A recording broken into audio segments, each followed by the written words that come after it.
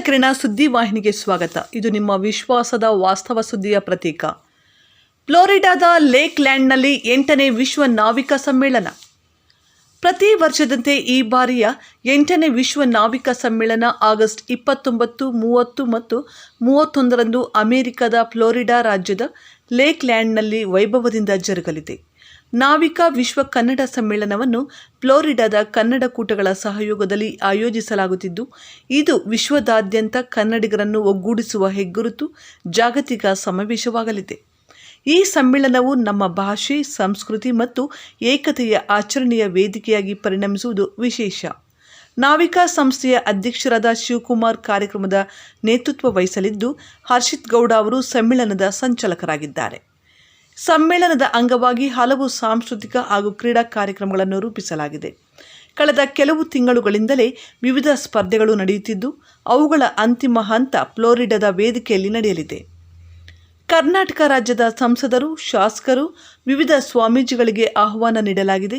ವಿಶೇಷವಾಗಿ ಮುಳುಬಾಗಿಲು ಜನಪ್ರಿಯ ಶಾಸಕರಾದ ಸಮೃದ್ಧಿ ಮಂಜುನಾಥ್ ಅವರಿಗೆ ಆಹ್ವಾನ ನೀಡಲಾಗಿದ್ದು, ಅವರ ಭಾಗವಹಿಸುವಿಕೆಯಿಂದ ಮುಳುಬಾಗಿಲು ಕ್ಷೇತ್ರದ ಕೀರ್ತಿ ಪತಾಕೆ ನ್ಯೂಯಾರ್ಕ್ ಹಾಗೂ ಫ್ಲೋರಿಡಾದ ಲೇಕ್ ಲ್ಯಾಂಡ್ನಲ್ಲಿ ಸದ್ದು ಮೊಳಗಲಿದೆ ಎಂದು ಆಯೋಜಕರು ತಿಳಿಸಿದ್ದಾರೆ.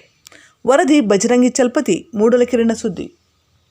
ಅಮೆರಿಕ ಅಧ್ಯಕ್ಷರಾಗಿರ್ತಕ್ಕಂಥ ಟ್ರಂಪ್ ಅವರು ಸಾಕಷ್ಟು ವಿಚಾರಗಳು ಅಬ್ಬಲ್ ಮಾಡಬೇಕಾದ್ರೆ ನಾಳೆ 30, 31, 1ನೇ ತಾರೀಕು ಫ್ಲೋರಿಡಾ ಹಾರ್ಲ್ಯಾಂಡ್ ಏನಿವತ್ತು ಮಯಾಮಿ ಹತ್ರ ಒಂದು ವಿಶ್ವ ಕನ್ನಡಿಗರ ದಿನಾಚರಣೆಯನ್ನು ಅಮೇರಿಕವರು ಆಚರಣೆ ಮಾಡ್ತಿದ್ದಾರೆ.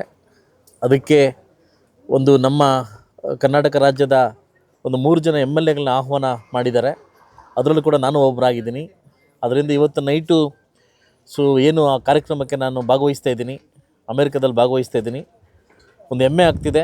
ಎಲ್ಲೋ ಇಲ್ಲಿಂದ ಹೋಗಿ ನೆಲೆಸಿರ್ತಕ್ಕಂಥ ನಮ್ಮ ಕನ್ನಡಿಗರು, ನಾವು ವಿಶ್ವ ಕನ್ನಡಿಗರು ಅಂತ ನಮ್ಮ ಏನು ಆ ಭಾಗದ ಒಂದು ಯುರೋಪ್ ಮತ್ತು ಅಮೇರಿಕದ ಎಲ್ಲ ಕನ್ನಡಿಗರು ಸೇರಿ ಈ ಹಬ್ಬವನ್ನು ಆಚರಣೆ ಮಾಡ್ತಿದ್ದಾರೆ.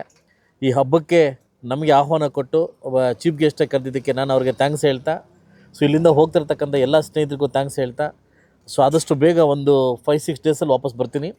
ಅದರಿಂದ ಏನೇ ಇದ್ರೂ ಕೂಡ ನಮ್ಮ ನಾಯಕರು ನಿಭಾಯಿಸ್ತಾರೆ. ನಮ್ಮ MP ಅವರು ಇದ್ದಾರೆ, ನಿಭಾಯಿಸ್ಕೊತಾರೆ. ಈ ಕಾರ್ಯಕ್ರಮಕ್ಕೆ ಆಹ್ವಾನ ಕೊಟ್ಟಿದ್ದಕ್ಕೆ ಅವ್ರಿಗೂ ಥ್ಯಾಂಕ್ಸ್ ಹೇಳ್ತಾ, ಮೊನ್ನೆ ಅಮೇರಿಕ ಸರ್ಕಾರ ಕೂಡ ಥ್ಯಾಂಕ್ಸ್ ಹೇಳಿ, ಅಧ್ಯಕ್ಷರಿಗೂ ಥ್ಯಾಂಕ್ಸ್ ಹೇಳ್ತಾ, ಈ ಕಾರ್ಯಕ್ರಮ ಭಾಗವಹಿಸಿ ಬಂದು ಅದನ್ನು ಸಿಹಿ ಹಂಚಿಕೆನ ಹಂಚ್ಕೊತೀನಿ. ರವಿ ಗಾಣಿಗ ಆ್ಯಂಡ್ ನಾನು ಮತ್ತು ಉತ್ತರ ಕರ್ನಾಟಕದ ಒಂದು MLA, ಐ ಥಿಂಕ್ 3 ಜನ MLA ಆಯ್ಕೆ ಆಗಿದ್ದಾರೆ. ಅದರಿಂದ ಈ 9:30ಕ್ಕೆ ಇವತ್ತು ಅಮೇರಿಕಕ್ಕೆ ಹೊರಡ್ತಾ ಇದ್ದೀವಿ. 3 ಜನ ಯಂಗ್ ಶಾಸಕರನ್ನ ಆಯ್ಕೆ ಮಾಡ್ಕೊಂಡು ಕರೆದಿದ್ದಾರೆ. ಖಂಡಿತವಾಗ್ಲೂ ಕೂಡ 3 ಜನ ಶಾಸಕರು ಯಾವುದು ಪಕ್ಷ ಭೇದ ಇಲ್ಲದೆ ಈ ಕಾರ್ಯಕ್ರಮಕ್ಕೆ ತೆರಳುತ್ತಾ ಇದ್ದೀವಿ. ಅಲ್ಲಿಂದ ಬಂದು ಕೂಡ ಅಲ್ಲಿ ಏನು ನಡೀತೆ ಅಂತ ನಿಮ್ಮ ಮುಂದೆ ಮಾಧ್ಯಮದ ಮುಂದೆ ಹಂಚ್ಕೊತೀನಿ.